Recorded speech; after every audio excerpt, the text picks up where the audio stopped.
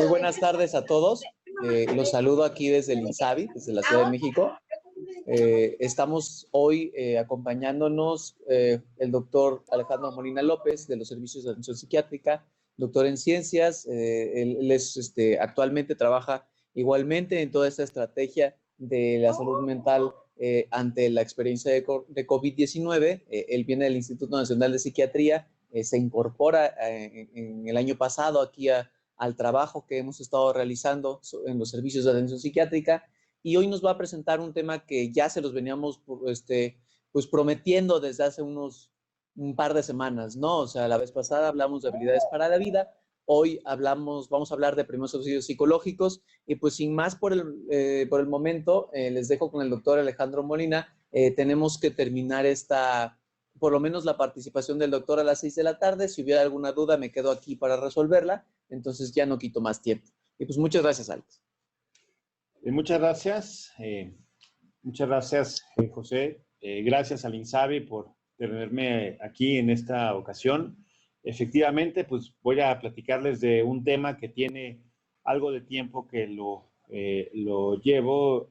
Básicamente, pues formamos parte de lo que fue la respuesta ante el sismo del 2017. También me tocó la influenza del 2009, pero obviamente pues nunca íbamos a pensar que se iba a venir una pandemia muchísimo peor ahora en 2020, y me pidieron hablar de lo que son los primeros auxilios psicológicos.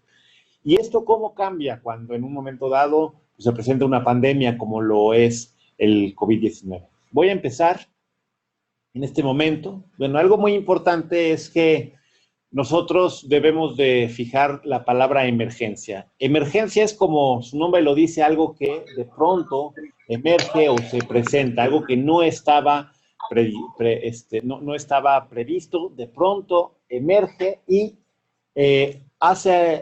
nos obliga a hacer determinadas respuestas, determinados cambios. Entonces, las emergencias, cuando algo de pronto se presenta, genera diversos problemas en el individuo, la familia, la comunidad y la sociedad. Es decir, una emergencia no solamente afecta a una persona, puede afectar a todo un sistema, a una familia, a una sociedad, y que en un momento dado, pues esto demanda una respuesta inmediata. Pero en ocasiones no contamos con los recursos ni contamos con toda la preparación para presentar una respuesta.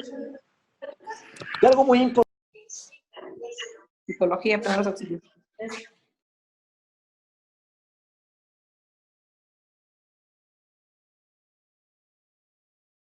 Muchas veces cuando nos esperamos a que una emergencia se presente para que en ese momento pensemos qué vamos a hacer, pues ocurre justamente cuando no tenemos los recursos necesarios para afrontarla. Es por eso que es muy importante detectar que las emergencias tienen siempre una parte antes, una parte durante y una parte después. Y muchas veces lo que ocurre es que no implementamos o no nos preparamos durante la etapa antes. Cuando viene la etapa durante es cuando nosotros tratamos de implementar una respuesta, y en México hemos diseñado un término que le llamamos bomberazo.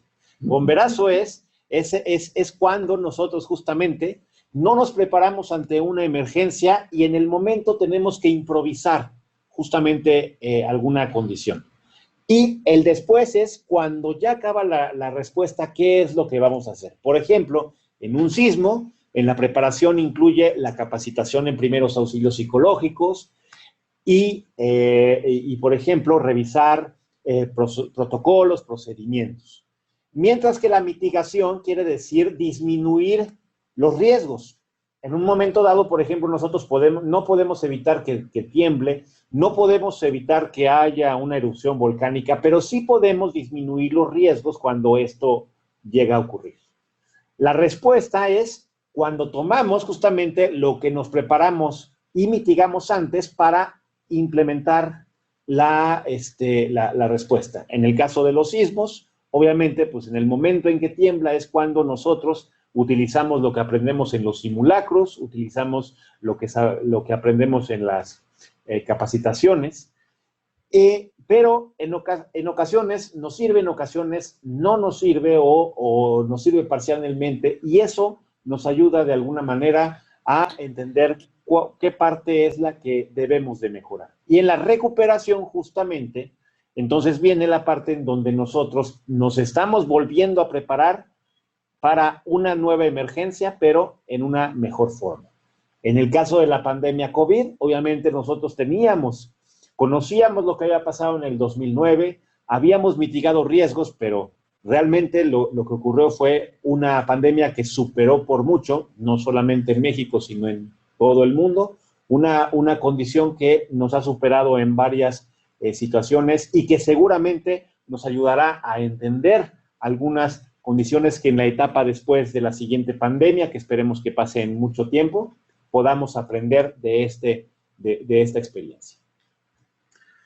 Entonces, cualquier persona cuando está sometida a una emergencia tiene un determinado tipo de reacción. Es decir, todos somos diferentes, todos tenemos diferentes experiencias, diferentes recursos. Hay una parte que es heredada, que le llamamos temperamento, hay una parte que es aprendida, que le llamamos carácter, y cada uno de nosotros somos diferentes al momento de enfrentar una emergencia. Algunas personas presentarán trastornos leves cuando se presenta una emergencia, algunas moderadas y otras intensas. Normalmente nosotros pensamos que la persona que tiene una reacción más intensa es aquella que, por ejemplo, desarrolla crisis de pánico, crisis de mucha angustia, aquella persona que grita o que se agita. Mientras que una persona que lo toma tranquilamente probablemente esté teniendo un nivel de reacción óptimo o leve. Sin embargo, resulta que en las emergencias no siempre es así. A veces las personas que tienen una crisis en ese momento, por lo menos están reaccionando ante esta situación, y a veces las personas que reaccionan en una forma demasiado embotada podrían presentar alguna reacción que llamamos de disociación, que tiene un mal pronóstico para condiciones que más adelante se pueden presentar, entre las cuales está, la más famosa es el trastorno por estrés postraumático. El caso es que todos tenemos diferente forma de reacción ante las emergencias y cada uno de nosotros vamos a reaccionar diferente. Y por lo mismo, cuando nosotros intervenimos a otra persona, podemos dar muchos consejos que nos parecen muy sensatos, pero no va a servir de nada si no nos ponemos en los zapatos, es decir, si no somos empáticos y no tratamos de visualizar lo que está sintiendo la otra persona. Por ejemplo, una persona que acaba de perder su casa seguramente estará muy abatida o muy agitada o muy preocupada, y llegar y decirle a esa persona, no te preocupes, esto es solo algo material, por ejemplo, pues habla de que no estamos siendo empáticos y no nos estamos conectando con el verdadero dolor que tiene esa persona. Entonces, la primera reacción es que debemos entender que toda persona tiene una forma de reaccionar diferente. Y, por lo mismo, debemos entender esto para al momento de generar una respuesta o una intervención, debemos de entenderlo adecuadamente. También el tiempo es muy diferente. Digamos, por ejemplo, que si un desastre acaba de ocurrir hace 3 días, las reacciones que yo espero van a ser muy diferentes de las que se presentan hoy, de las que se presentan en 2 o 3 semanas o de las que se presentan en 6 meses. En las primeras 72 horas, las personas primero se preocupan por sobrevivir y por tener sus necesidades básicas. Aproximadamente a las 3 semanas después, las personas ya después empiezan a adaptar a su nueva forma de vida, pero para algunas es más sencillo, para otras no es tan sencillo, y obviamente esto lleva a un periodo de adaptación que a lo mejor van a necesitar la ayuda de alguien profesional. Pero pueden haber personas que después de 6 meses o más tiempo no puedan asimilar algunas de las experiencias y esto se vuelva una condición que llevan cargando todo el tiempo. Cuando un desastre o un evento perturbador, vamos a llamarlo así, ocurre en los primeros minutos o las primeras horas, eso favorece a que las personas intervengan en ese momento, y quien intervenga probablemente no tenga toda la experiencia profesional que quizá no sea tan necesaria. Lo único que se necesita es una intervención empática y humanitaria. Después de algunas semanas, quizás se necesite la atención de algún profesional de la salud que los pueda orientar. Pero si estas personas no reciben la atención inmediatamente o a las pocas semanas, corren el riesgo de ir desarrollando una serie de trastornos que pueden ser pues muy perjudiciales para la salud mental de las personas, que después los tendría que intervenir algún experto con mucha más experiencia y mucha más especialización. Entonces vamos a entender que mientras antes nosotros demos alguna intervención, por sencilla que parezca, puede tener una mucho mejor respuesta que si nos esperamos al último.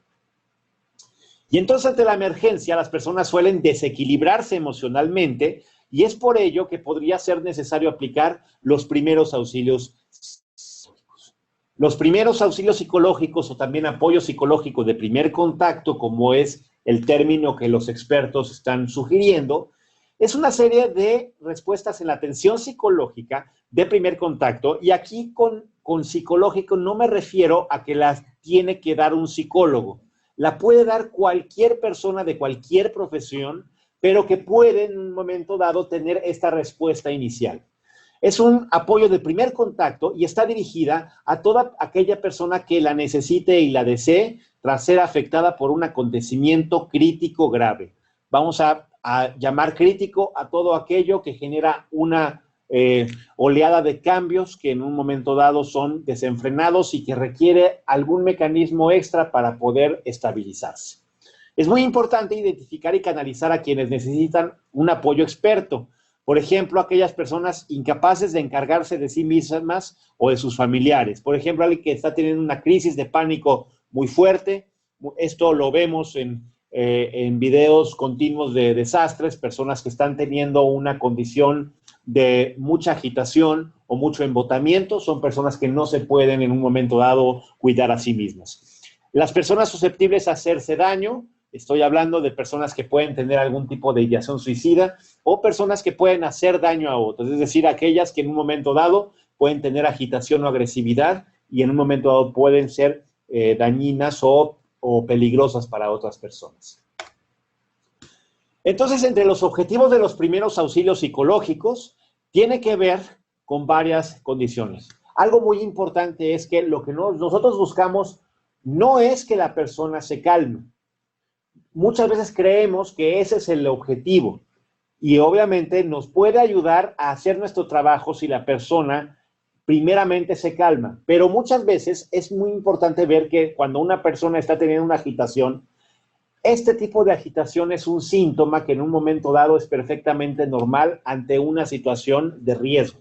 Entonces, más bien lo que debemos de buscar antes de que se calme o antes de buscar enfocarnos en eso es que las personas se sientan seguras, es decir, que las personas sientan que hay alguien interesado en ayudarles, que las personas también tengan apoyo social, físico y emocional. Muchas veces cuando vemos una persona llorar, sufrir por alguna condición, inmediatamente empezamos a pensar, ¿qué le voy a decir? ¿Qué consejo le doy? ¿Qué le digo para que se calme? Y muchas veces desde el punto de vista de los primeros auxilios psicológicos, lo que hay que hacer no precisamente implica decir algo, sino transmitir alguna sensación de seguridad. Transmitir que esa persona, a pesar de que acaba de sufrir un evento muy perturbador, pues está alguien interesado, alguien humano, alguien empático que quiere ayudarle. Y eso en realidad se transmite no con palabras, sino con actitudes.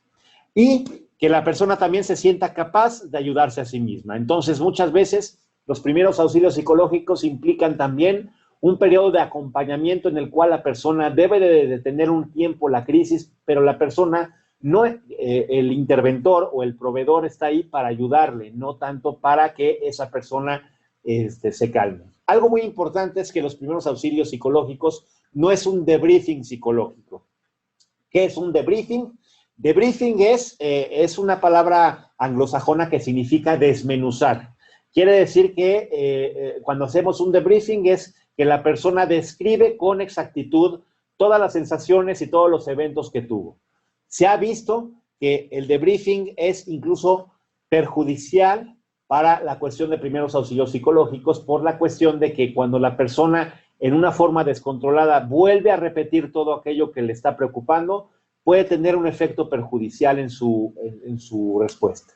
Tampoco es una psicoterapia, como habíamos dicho, no es un trabajo profesional de un psicólogo, es un primer acompañamiento, es una primera respuesta que se da ante una persona que en las primeras 72 horas acaba de tener alguna exposición a un fenómeno perturbador.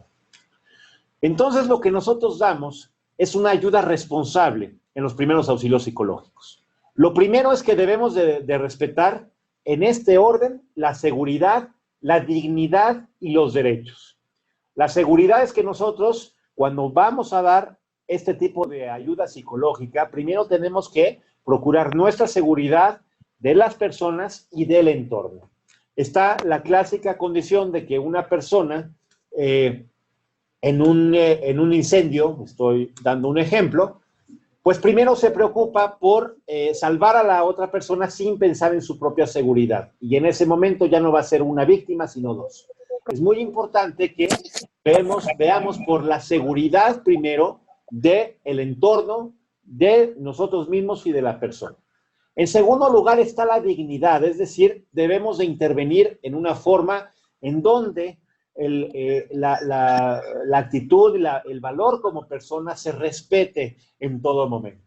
Por ejemplo, una persona que acaba de tener alguna pérdida, alguna situación grave, pues nosotros debemos de ver que esa persona, antes de hacer cualquier otro contacto con él, esté primero segura y que nosotros ofrezcamos alguna manta o algún tipo de ropa, si en un momento dado no lo tiene, o algún alimento para que esa persona esté de la mejor forma. Y en tercer lugar están los derechos. Y los derechos implican que la persona tiene también el derecho de rechazar la ayuda si no quiere recibirla, y también esa persona tiene derecho a tomar las decisiones que quiera tomar, y también la persona tiene derecho a agitarse y tiene derecho también a sufrir en ese momento. Y en ocasiones nosotros, como vemos una persona que está agitada o sufriendo, eso también nos genera una sensación de vulnerabilidad o de perturbación que hace que nosotros tratemos de mitigar esa condición que en un momento dado, en realidad, nos está generando más perturbación a nosotros. Entonces debemos de entender que eso es un síntoma y en una forma segura y digna, hagamos que las personas tengan su propia crisis, también que durará lo menos cuando nosotros damos alguna condición de empatía y de humanismo.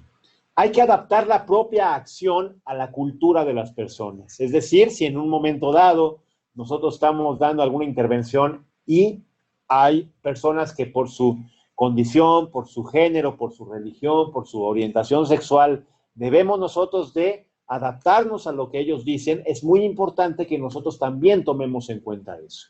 Hay que considerar otras medidas de respuesta a la emergencia, es decir, ver quién está coordinando todas las acciones. En ocasiones, los voluntarios que llegan a querer ayudar con las mejores intenciones, lo único que pueden hacer es llegar a sembrar más confusión si no se adaptan a lo que es un sistema de comando que ya está implícito. Entonces es muy importante que nosotros, cuando vemos los primeros auxilios psicológicos, sepamos cuál es el eje de respuesta y nosotros nos acoplemos a ese eje de respuesta. Y algo muy importante es cuidarse a uno mismo. A veces estamos más preocupados por ayudar a los demás y nos olvidamos de nosotros. Muchas veces se está repitiendo mucho el término héroe para aquellos que están efectivamente con mucho valor teniendo esta respuesta. Pero muchas veces nosotros usamos ese término héroe también para pensar que las personas que tienen esta respuesta pues tienen que dar hasta el último aliento todo su esfuerzo para ayudar a los demás, como hacen los héroes. Pero en realidad aquí hay algo muy importante. Aquí tenemos que entender que también somos seres humanos, tenemos un límite y que también nosotros tenemos que entender cuándo tenemos ese límite para poder autocuidarnos. Algo muy importante es que debemos mantener la propia calma y demostrar la comprensión en todos los aspectos. no presionar para que nos cuente algo doloroso. La idea de que cuéntamelo para que te sientas mejor puede ser contraproducente. Si la persona no quiere hablar, hay que respetarlo. Hay que situarse cerca de la persona, pero guardando la distancia adecuada. Aquí la sana distancia no solamente aplica para COVID-19, sino también para esta condición. Tenemos que tener también una sana distancia al momento de que hacemos los primeros auxilios psicológicos. Darle información de tal forma que la persona pueda entender, de alguna manera tratar de acoplarnos a los antecedentes de la persona para que pueda, en los términos que pueda entender. Es muy importante recordar que a veces la cognición y la empatía no tiene nada que ver con el nivel de estudios. Hay personas que sin niveles de estudios pueden alcanzar a entender cosas muy importantes que una persona con maestría y doctorado quizá no lo haga. Entonces, algo muy importante es que debemos de distinguir que las personas tienen esa parte y hacer o transmitir las condiciones de tal forma de que nosotros podamos tratar de hacer entender a la otra persona que nuestro mensaje está llegando. Y dejar espacio para el silencio. Esto implica de alguna manera lo que nos puede, que en ocasiones el silencio puede ser más terapéutico que tenso. Entonces, recordemos que las personas que tienen en un momento dado prioridad de atención son aquellas que no se pueden ocuparse a sí mismas o de sus hijos, tienen lesiones que ponen en peligro su vida o pueden dañarse a sí mismas o a otros. Algo muy importante entonces, es que en los pasos de los primeros auxilios psicológicos se debe de recopilar información sobre el evento perturbador en primer lugar. Es decir, tenemos que informarnos para ver de qué está pasando. Segundo lugar, establecer un plan de actuación frente al escenario, es decir, que nosotros sepamos qué es lo que vamos a hacer, no recordar que si se nos ocurre actuar en el momento, entonces no estamos respondiendo, estamos improvisando, y si no estamos suficientemente preparados, lo mejor es no intervenir. En tercer lugar, es implementar un plan de primeros auxilios psicológicos, es decir, ya dar la intervención. Y 4, es autoevaluarnos esta intervención. Entonces, algunas sugerencias de discurso, como habíamos dicho, es una intervención bastante sencilla. Es, por ejemplo, ¿te gustaría hablar de todo esto con algún psicólogo más adelante? Por ejemplo, es, después de que yo hablo con la persona, yo no me despido y lo dejo de ver. Lo canalizo con algún profesional para que el siguiente nivel de la intervención, que como habíamos dicho es semanas a meses, reciba esta atención. Un error que frecuentemente cometemos es que cuando vemos que alguna persona afectada por un fenómeno perturbador, después de tener una crisis ya se calma, decimos, bueno, ya se calmó, ya se acabó el problema, ya no tengo que intervenir.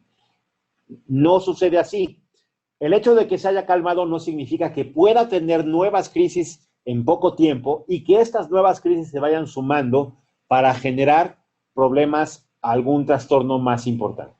Por ejemplo, otro efecto que podemos hacer es, ¿te parece si hablas a un teléfono? En este momento, la línea de la vida, por ejemplo, la línea de la vida es, por excelencia, un sistema de respuesta que debo de reconocer, ha hecho muy buen papel, que recibe muchos tipos de intervenciones. Esto no es exactamente, bueno, sí puede ser primeros auxilios psicológicos, desde luego, pero también ofrecen atención psicológica más avanzada. Y también sugerir alguna institución. Bueno, todo esto suena muy bien. Todo esto lo podíamos aplicar. Todo esto lo podíamos hacer cuando había un terremoto, había un huracán, cuando había alguna cosa. Pero ¿qué pasa con esta pandemia? Esta pandemia se comporta igual que un terremoto, se comporta igual que cuando somos víctimas de algún huracán o de un deslave. Definitivamente no. La epidemia que estamos viviendo, aparte de ser muy intensa, es demasiado compleja y pone a límites de nuestras capacidades de adaptación, en donde estos primeros auxilios psicológicos tienen que ser modificados. ¿Por qué? ¿Por qué tienen que ser modificados? Primero que nada, ¿cómo son los primeros auxilios psicológicos? Primero que nada, la pandemia de COVID-19 es una emergencia crónica y compleja. En México nosotros, pues sabemos, el primer caso, me parece fue a finales de febrero, el primer caso documentado, pero pues ya estamos prácticamente terminando agosto y todavía continuamos en semáforo en la Ciudad de México, en semáforo naranja, y estamos en un momento dado, pues, con la condición del confinamiento. Y por otro lado, la famosa nueva normalidad, pues hace que estemos continuamente en un estrés que no dura lo mismo, ni es de la misma intensidad que detrás de un terremoto o un sismo. También, entonces, este estrés nos genera esto de diferentes formas. Hay que recordar que en el sismo, pues hubo una respuesta inmediatamente de muchísimo altruismo. Y lo que estamos viendo en esta respuesta es exactamente lo contrario. Muchas veces son las personas que en un momento dado se ponen en contra de otras. Por ejemplo, en un momento dado había muchísimo, bueno, sigue habiendo mucha agresión hacia personal de salud y ahora está como la guerra entre los que se ponen cubrebocas y los que no. Y en realidad esto está generando pues un clima de muchísima tensión. El riesgo de contagiarse es solo uno de los múltiples miedos, no es el único. Y algo muy importante, el confinamiento crónico favorece las reacciones de hostilidad, agresividad y violencia. Y en donde más se manifiesta, obviamente, la violencia familiar y de género en el hogar. Y por si fuera poco, también está generando estresores financieros, estresores económicos por estar detenidos en esta condición. Entonces es una situación en donde contagiarse es solamente uno de muchísimos estresores. Por si fuera poco, pues las personas continuamente pueden estar perdiendo a sus familiares o ya los perdieron. Los respondientes en salud continuamente son un grupo de riesgo. Y algo muy importante es que durante el COVID-19 los estados crónicos de estrés incrementan la frecuencia de trastornos mentales, incluyendo el consumo de sustancias y el riesgo suicida, que son dos condiciones muy graves. Y por otro lado, la sobresaturación de los servicios de salud generan graves dificultades en la atención de todas las condiciones, ya sean de COVID o no COVID. Ahora tener alguna condición, pues hace que nos tengamos que atender en un sistema que lamentablemente no tiene la misma capacidad por estar sobresaturado y entonces cualquier condición de salud, sea COVID o no, está generando problemas para la atención. Y entonces el estado continuo de confusión hace que a las personas se les dificulte reconocer que necesitan ayuda. Después de un fenómeno perturbador natural, pues es bastante común ver a una persona llorar y que esa persona acepte la ayuda. Pero en una condición como el COVID-19, muchas veces las personas están sumamente perturbadas, sumamente molestas, tensas, y esto en un momento dado, pues puede que les evite tener la apertura para recibir alguna atención. Y algunas personas incluso prefieren afirmar que todo es una conspiración debido a que asumir la realidad les generaría mayor malestar y miedo. Es más fácil asumir que todo es un invento o todo es noticia falsa, porque en realidad saber la dimensión de este problema puede ser sumamente perturbador. Entonces es muy, muy complicado cómo se maneja el estrés en una pandemia. Y algo muy importante, en los desastres naturales, pues el proveedor presencial no suele estar directamente en peligro por el fenómeno perturbador. Muchas veces, pues, la persona que atiende alguna víctima de algún tipo de desastre, pues no está bajo el estrés de también haber perdido su casa, por ejemplo. Casi siempre es una condición en donde la otra persona tiene una situación de en donde se siente con la seguridad de que él va a estar bien. Sin embargo, en una pandemia es exactamente al revés. El proveedor está en todavía más riesgo justamente, no solamente de contagio, sino de recibir todo tipo de condiciones adversas que en un momento dado puedan ser desfavorables. Entonces, no es sencillo de ninguna manera dar primeros auxilios psicológicos durante el COVID-19. Entonces, ¿Qué es lo que se hace? Pues procurar en la medida de lo posible las intervenciones a distancia, lo que genera sensación de seguridad en proveedor y receptor. Y aquí nuevamente vuelvo a reconocer, bueno, obviamente la línea de la vida es uno de muchísimos grupos a nivel local y nacional que han participado en una forma verdaderamente excepcional, cómo han ayudado tanto al público en general como a los profesionales de la salud, y no solamente profesionales de la salud, sino todo un equipo de limpieza, de cocina, de camilleros, intendencia, muchísimo equipo, personal administrativo, secretarial, que no solamente son los médicos y las enfermeras, es todo un equipo que realmente está reaccionando en una forma admirable y de reconocer. Y algo muy importante es recordar que apegarse a las medidas de seguridad, sana distancia y prevención tiene que dar resultados positivos. Obviamente, resultados positivos en el aspecto favorable, no resultado positivo de la prueba, obviamente, al revés. Apegarse a medidas de seguridad, sana distancia y prevención disminuye las posibilidades de que yo me contagie.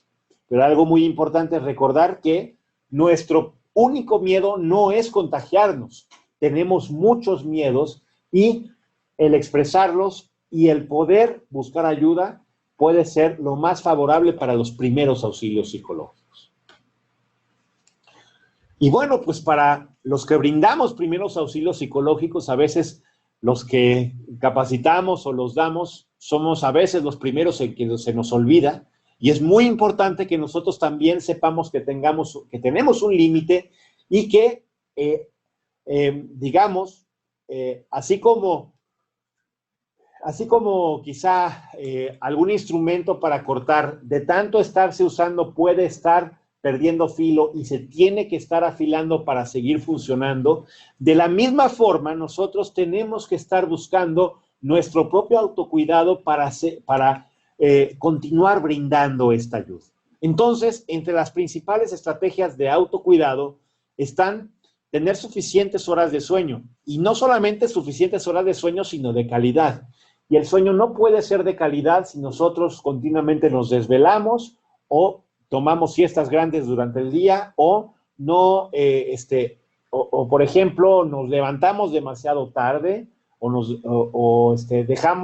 desvelamos o a las 3 de la mañana estamos viendo videos, qué sé yo. Si no tenemos en un momento dado esta higiene del sueño, pues esta calidad de sueño tampoco va a ser la más adecuada. Entonces se recomienda siempre levantarse y acostarse a la misma hora, y mientras más temprano se levante uno, también más temprano se debe de acostar uno para tener suficientes horas de sueño y de calidad. La alimentación balanceada, sabemos que por el confinamiento no es tan fácil hacer el ejercicio que deberíamos, y en ocasiones tenemos que implementar pues, estrategias de ejercicio en el hogar para evitar justamente tener problemas después de alimentación o de problemas ponderales, ¿no? de subir de peso. Apoyo a los proveedores, de alguna manera también debemos de buscar este apoyo. Como proveedores también debemos de saber buscar ayuda. A veces la rotación de proveedores quiere decir que en un momento dado, cuando haya algún tipo de respuesta, los proveedores deben de en un momento dado rotarse, situación que también se complica porque muchas veces muchos de los proveedores tienen también complicaciones de salud, y entonces se consideran población de riesgo, y entonces esto hace que se disminuyan las posibilidades de rotarse. Entonces, justamente, pues, por lo mismo, la pandemia pone al descubierto muchos problemas y muchos estresores que en un momento dado podemos enfrentar, y por lo mismo, lo más sensato para enfrentar esto es que nosotros al menos nos sepamos cuidar a nosotros mismos. Y obviamente el descanso físico y el descanso emocional. Pero lo más importante, lo que sostengo desde el principio, a mediados y al final de esta plática, es que hay que mantener siempre la actitud empática y humana durante los primeros auxilios psicológicos, independientemente del fenómeno perturbador que se trate, no importa si es un desastre natural una epidemia o una pandemia. Siempre debemos entender que delante de nosotros hay otro ser humano que probablemente está sufriendo, que muy probablemente está sufriendo, que no tiene que ver las cosas como la vemos nosotros, que no tiene los recursos que tenemos nosotros para afrontarlo, y eso no significa que el sufrimiento o el malestar o el trastorno que en un momento llega a tener, pues sea de menor relevancia para nosotros. Es muy importante que entendamos que todos somos diferentes, todos tenemos una forma de enfrentar o de abordar los problemas diferente, y cada uno de ellos puede ser abordado, debe de ser abordado en forma empática, en forma humana y, insisto, siempre respetando la seguridad, la dignidad y los derechos. Con esto yo concluyo mi presentación. Agradezco mucho la invitación y me pongo a sus órdenes para cualquier duda. Muchas gracias. Bueno, no sé si tengamos ahorita... Solo una pregunta. Sí, la doctora Vivas, MPSS, pregunta, ¿qué hacer si el paciente no quiere que se le envíe con un psicólogo? Ok. Recordemos que hay que respetar seguridad, dignidad y derechos. Si la persona no quiere ir con un psicólogo, respetar que no quiera ir con un psicólogo. Si la persona no quiere hablar con nosotros, respetar que no quiere hablar con nosotros, solamente manifestarle que estamos ahí por si lo necesita. Y en un momento dado, pues esta pregunta podría aplicar para muchísimas cosas, no solamente en una emergencia, sino en otras situaciones, ¿no? A veces nosotros creemos que algo puede ser lo mejor para otra persona, pero si esa persona no comparte nuestra opinión, nosotros pues tenemos la prerrogativa, no, más que prerrogativa, pues el deber moral de respetar. Con relación a la respuesta, preguntan, ¿qué pasa cuando la persona está en peligro? O sea, su vida está en peligro. ¿Qué se hace en esa situación? Habitualmente, cuando una persona, por ejemplo, tiene un problema de riesgo suicida o está muy agitada y está generando pues cambios importantes en el medio, es decir, una persona muy agitada que está gritando mucho o en un caso peor, está golpeando a otras personas, pues hay algo, nos guiamos aquí por el principio de seguridad individual versus seguridad comunitaria. Y la seguridad individual, la seguridad comunitaria, la seguridad de varias personas prevalece por encima de la seguridad de una sola persona. Cuando hay una situación que en un momento dado está poniendo en peligro la vida y la función de más de una persona, ahí debemos intervenir, pero en una forma coordinada, de tal manera de que lo que se haga es impedir que la persona haga más daño, se haga más daño a ella misma o a otros, con el objetivo de preservar la seguridad principalmente a nivel comunitario. En ese caso, para eso son los simulacros justamente. Los simulacros no solamente son para salirse de un edificio, los simulacros son justamente para que todas estas hipótesis las analicemos.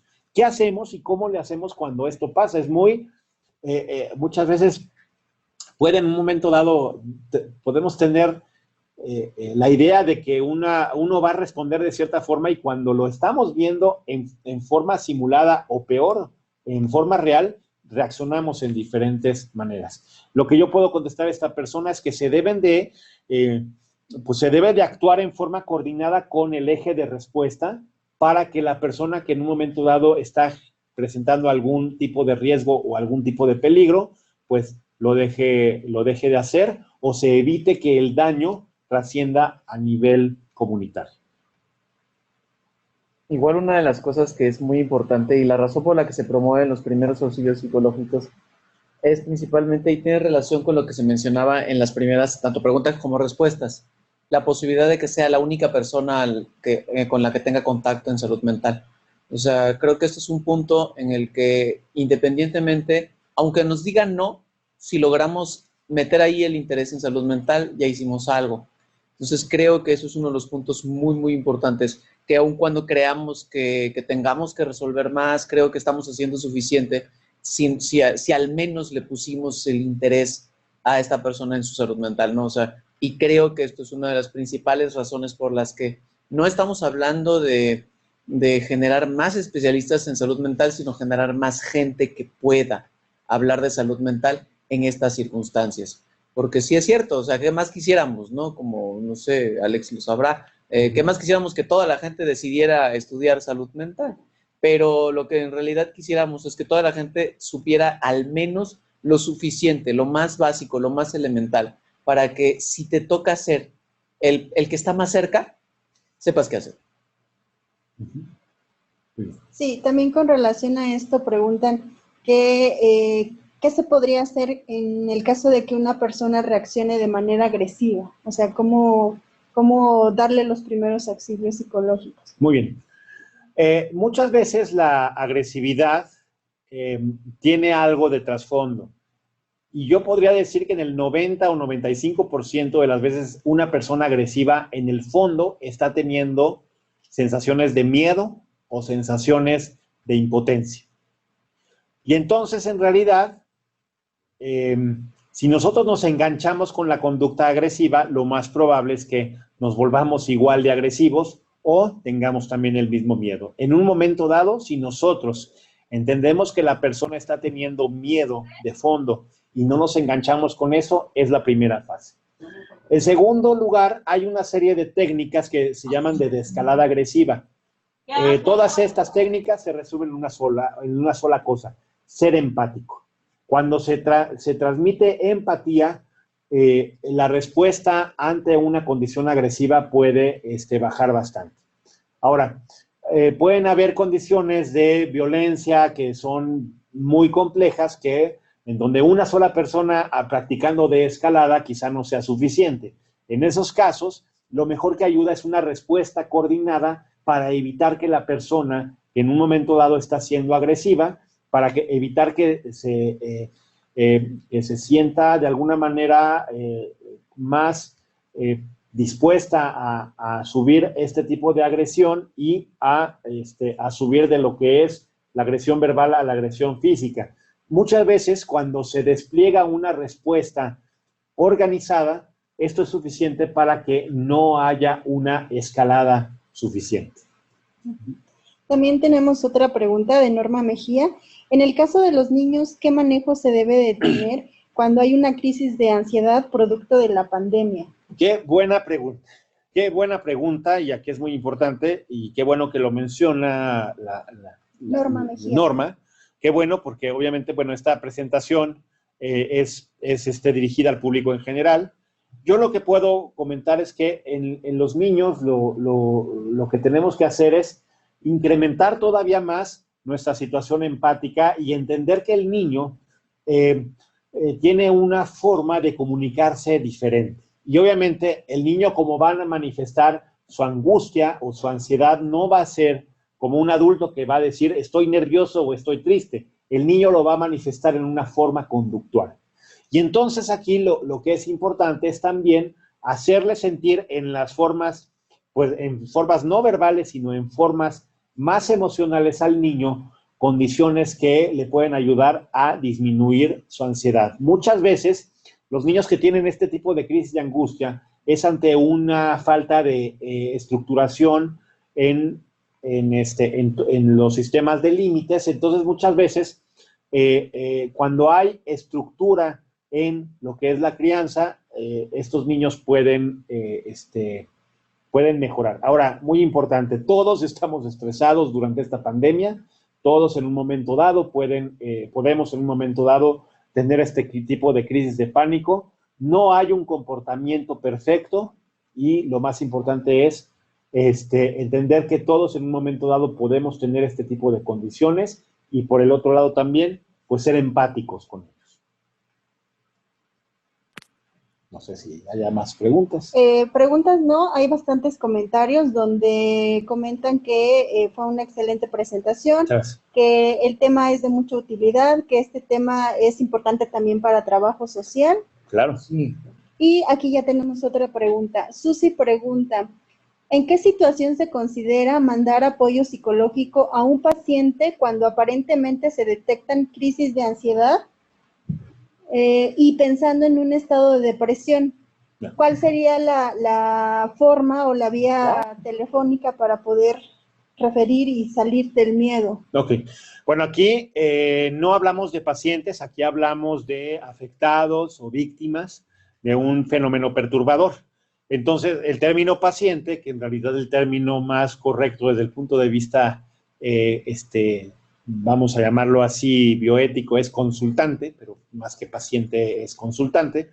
Entonces, en realidad, quien decide estos términos clínicos justamente no lo hace una persona del público en general. Este tipo de diagnósticos los debe hacer un especialista. Bueno, y más que especialista, un profesional. Pero viene la pregunta, ¿cuándo sabemos que tenemos que buscar un profesional?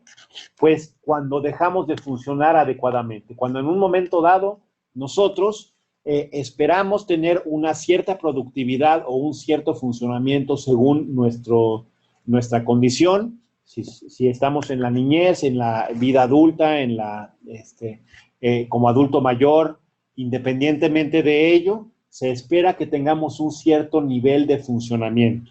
Cuando este nivel de funcionamiento empieza a disminuir, especialmente cuando se tenía un nivel de funcionamiento previo y de pronto este funcionamiento empieza a decaer, ahí es cuando debemos de buscar ayuda profesional. Realmente los diagnósticos de depresión, ansiedad, crisis de pánico no los hace una persona del público en general, esas las hace un profesional de la salud. Sí, lo que decías al final, ¿no? Cuando estaba el doctor Alejandro Molina presentando en el punto en el que conectamos a la persona hacia el servicio correspondiente, o sea, es el final de los primeros auxilios psicológicos, ¿no? O sea, es cuando me queda ya la duda de estoy sospechando que a lo mejor esto, pues ya no es solo lo que le afectó esto, sino activó otra cosa, entonces ya lo voy a conectar a una experiencia con un profesional distinto, ¿no? Muchos de los puntos en los que trabajamos con primeros auxilios psicológicos se resuelven en esta única intervención y nos dejan como la oportunidad de que se recupere el equilibrio ante la situación estresante. Entonces sí creo que se plantean aquí varios puntos en los que se están planteando las dos fases, ¿no? O sea, lo que preguntaban propiamente es, en el momento en el que yo estoy haciendo la intervención, yo ya estoy como favoreciendo la recuperación del equilibrio, ya después toca la siguiente parte, ¿no? O sea, ese es el último paso principalmente de los primeros auxilios psicológicos. No es necesariamente el saber a dónde lo voy a canalizar, sino saber que ya me toca canalizarlo, o sea, que ya es el siguiente paso, ¿no? Y para ese punto igualmente, creo que a nivel comunitario tenemos que determinar con qué contamos. Y esto es una situación que deberíamos empezar a investigar desde ahora ante la posibilidad de que tuviéramos que ejercer primeros auxilios psicológicos en el futuro. Y en esto les recomiendo que hemos subido varias veces ya algunos de los pues, directorios que tenemos a nivel nacional, que son números nacionales, pero igualmente les decía, ¿no? Hay que ver con qué contamos en nuestros sitios, en nuestras comunidades, en los lugares cercanos, para que también sepamos a dónde conectar, que a veces eso es lo que nos falta, ¿no? O sea, que a ciencia cierta pues, no tenemos o lo que tenemos no sabemos dónde está. Entonces vale la pena que ahorita, si no estamos en un momento crítico, lo vayamos investigando, sobre todo los que nos dedicamos a esto. Sí, el doctor Andrés Esperanza quiere participar. Doctor, ¿ya tiene activado el micrófono? Hola, buenas tardes. Muchas gracias, como siempre, es un placer escucharlos. Mi hermana está en el teléfono, no pudo, ella es licenciada, es maestra, y me pregunta, ¿cómo es, qué se puede hacer con los niños que han perdido un familiar, un ser querido por el COVID específicamente? Aunque también, si se pudiera ver si hay alguna diferencia, también con los adultos. ¿Qué podemos hacer? ¿Cómo podemos hablar al respecto? Sí, efectivamente lo que es duelo infantil y duelo de adultos, se maneja en forma diferente, y también algo muy importante es que no es lo mismo el duelo en condiciones normales que durante una pandemia. Entonces, habitualmente en los niños pequeños, pues hay formas muy estructuradas para hablar de la muerte, para que los niños puedan entender. Quizá los niños tengan dificultad para entender el concepto de muerte, pero de alguna manera los niños sí pueden entender los conceptos que tienen que ver con que algo es finito, con que algo en un momento dado ya no está presente, y pues que esto genera pues una serie de sentimientos que es totalmente normal tener. En un adulto, pues obviamente se lleva el proceso de duelo, pero no todos los adultos tampoco van a tener pues los recursos ni la posibilidad de afrontarlo.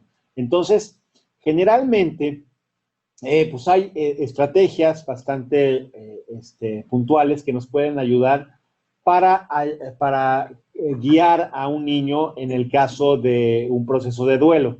Ahí, por ejemplo, pues sería intervención en el segundo nivel. En segundo nivel me refiero a que por parte de un psicólogo especializado en niños y adolescentes que tenga pues estos conocimientos de reprocesamiento de un fenómeno de pérdida de alguna persona, pues puede ayudar a que los niños primero comprendan pues la partida de la otra persona y que de alguna manera les ayude a procesar. Algo muy importante es que en el proceso de duelo, como en el proceso de enfrentar cualquier tipo de estresor, se permite y se tiene derecho de sentirse mal. Muchas veces nosotros creemos que la intervención es para no sentirse mal. El sentirse mal a veces es inevitable. Lo que se hace es ayudarle a esa persona a procesar el proceso de duelo. Entonces hay estrategias para procesar esta condición en niños, y hay estrategia para adultos. Y las dos puede ayudar un profesional de la salud que sea calificado, que sea recomendado. Recomendado me refiero a la parte profesional, y de alguna manera que se centre en que la persona resuelva su proceso, no que no se sienta mal. Con eso, Ahora, yo lo veo como un estrés prolongado, como si fuera más bien un desastre prolongado. Claro, ¿sí? En el que, de hecho, ahorita en cuanto a las muchos fases, desastres, es cierto. en cuanto a las fases del duelo, no sé si se pueda manejar el mismo proceso de manera individual y colectivo, el proceso de duelo, pero yo lo veo como un proceso en este momento de negación, que Claro. ya estamos saliendo de esa negación, ya la gente empieza a decir, sí, cierto, sí existe, ¿no? Como lo mencionaba hace rato. ¿Se puede manejar de manera individual y colectivo los mismos pasos del duelo? Bueno, si se refiere a la teoría de la doctora Kubler-Ross, bueno, Ajá. la doctora Kubler-Ross se refería a la tanatología de enfermos terminales. Aquí estamos hablando de personas que están perdiendo a familiares por causa de una condición, una emergencia sanitaria. Obviamente, la condición de pérdida es completamente diferente. Si a eso tomamos en cuenta que muchas veces las pérdidas no facilitan, por ejemplo, el contacto con el fallecido, por ejemplo, no está la persona presente o el cuerpo presente, eso puede favorecer pues fenómenos complicados de duelo, en donde pues lo llegamos a ver nosotros aquí en nuestra ciudad y en hospitales, que agredían al personal médico asumiendo que el personal médico contagiaba o los asesinaba propositivamente. Todo esto son constructos de una negación, ¿sí me explicó? Entonces,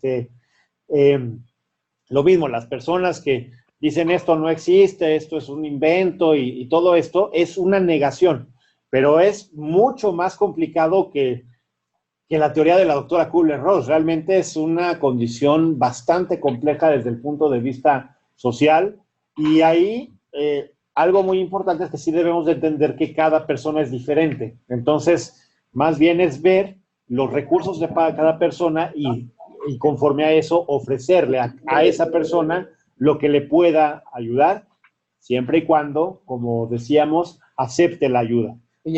También la persona se puede negar. Igual, en algunos puntos, digo, lo que más hemos notado es este proceso de lo que mencionaba igual el doctor como de negación de la afección en la salud mental.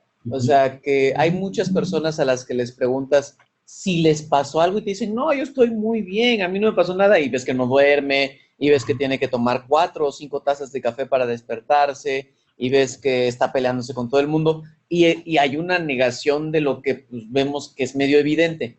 ¿Tú cómo ves esta parte que ha estado impactando mucho? Sí, claro. Ahí yo como lo veo es lo siguiente. Nosotros estamos acostumbrados a funcionar con una cierta homeostasis, con un cierto nivel de ritmo o un cierto equilibrio. Cuando este equilibrio se pierde, nosotros queremos no perder ese equilibrio. Entonces tratamos de alguna manera de conservarlo lo más posible. Porque el hecho de que nosotros aceptemos que perdemos ese equilibrio significa perder nuestra zona. Dicen que es zona de confort, yo no le encuentro el confort por ningún lado. O sea, más bien es nuestra zona de seguridad, ¿no? Sí, es nuestra zona de seguridad o de evitar el estrés. Entonces, yo como lo veo es que esas personas evitan decir que tienen un problema justamente porque quieren conservar o quieren hacerse la idea de que quieren conservar ese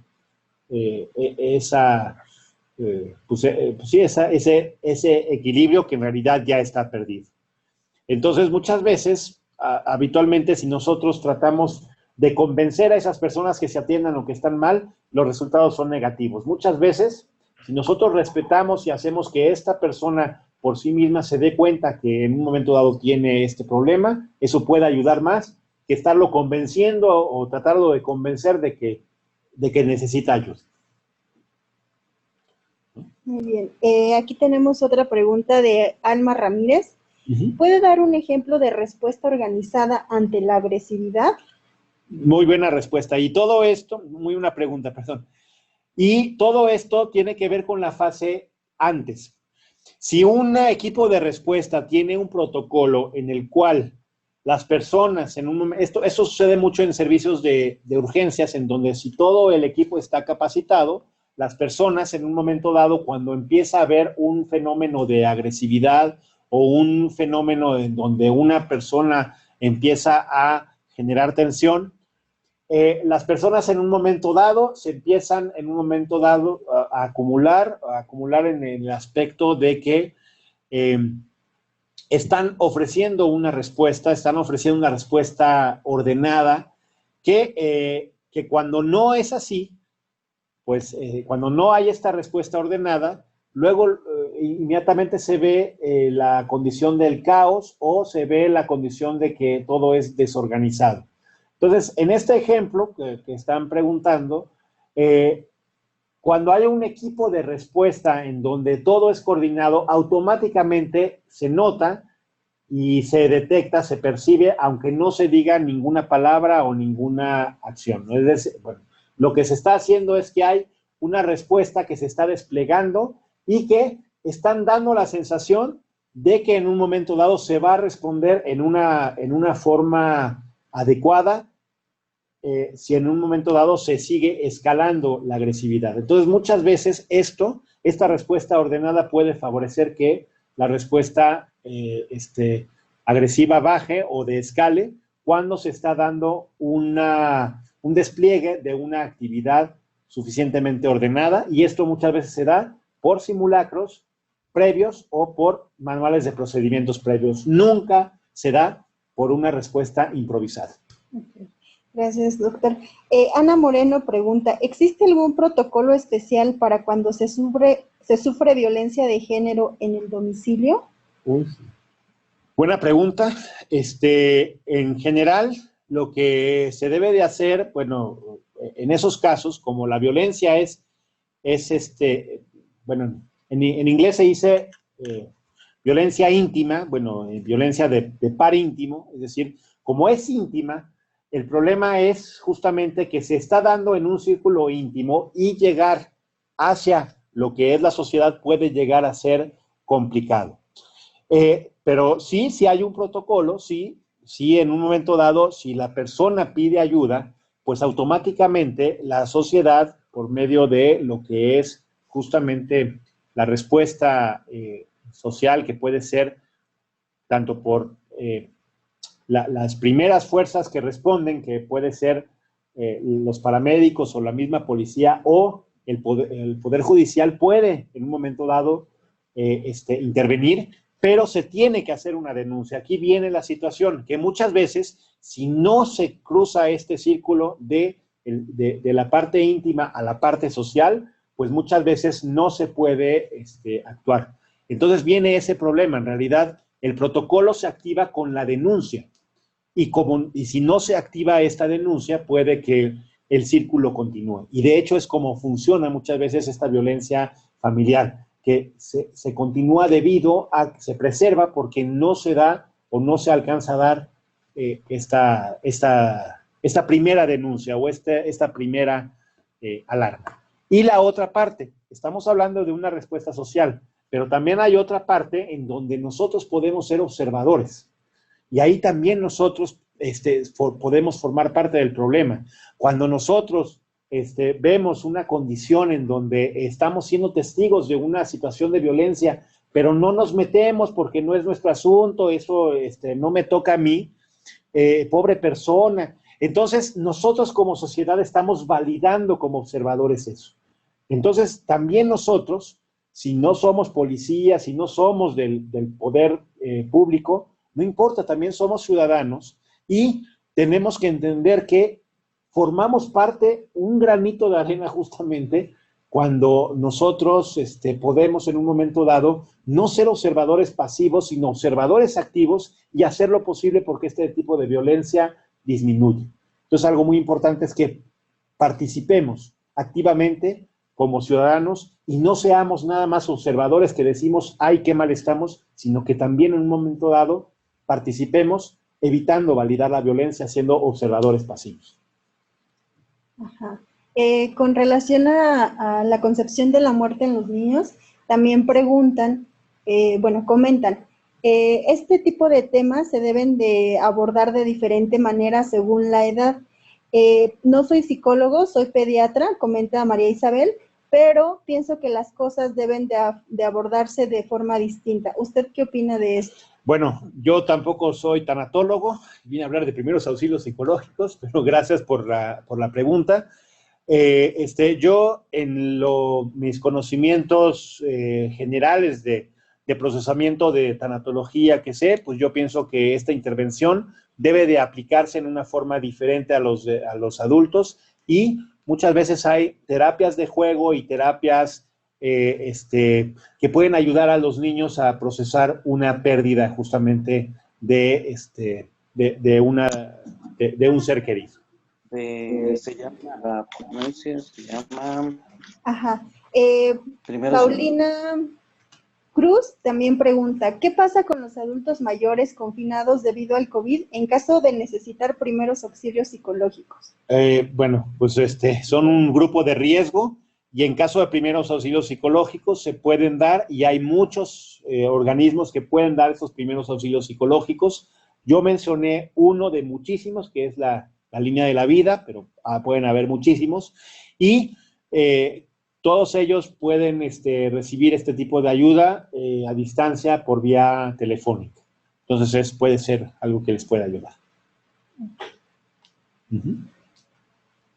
De la misma forma, igual les recomiendo que si estas situaciones les son interesantes, valdría la pena que empezáramos a buscar capacitaciones. No sé si quisieras más o menos orientarnos un poco dónde podríamos encontrar algunas capacitaciones. Sí, por supuesto. Bueno, gracias, José. Bueno, les participo que durante la pandemia de COVID tuve pues el honor de coordinar la parte de capacitación en salud mental, tanto a profesionales de la salud como a público en general. Y bueno, entre los cursos que se tienen es justamente el curso de salud mental para primeros respondientes por parte de la plataforma EDUCATS.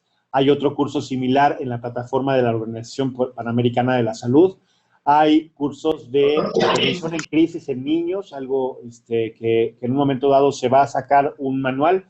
La Universidad Iberoamericana lanzó 2 cursos que ya ahorita ya se cerraron, pero para todos aquellos que tienen esta inquietud sobre el duelo en los niños, se va a lanzar por parte de lo que son los servicios de atención psiquiátrica, pues unos manuales de intervención en crisis. Tenemos también para profesionales de la salud un curso de la Brigada Emergente que lo dan al personal especializado de la Facultad de Psicología de la UNAM. Y ya hay un curso de duelo que ya está en la página del Instituto Nacional de Psiquiatría, ya están las presentaciones que también recomiendo. En el Instituto Nacional de Psiquiatría hay un canal de YouTube y se hicieron, no recuerdo si 5 o 6 cápsulas justamente de todo lo que es duelo. Para las personas que tienen esta duda de duelo en adulto mayor, duelo en niños y qué manejos se dan, les recomiendo ampliamente visitar la página del Instituto Nacional de Psiquiatría, donde están estos videos que son para el público en general.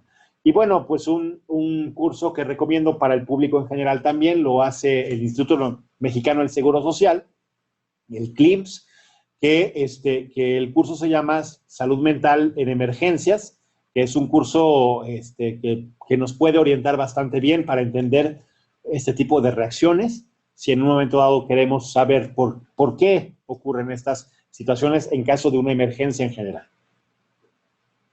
Muchas gracias.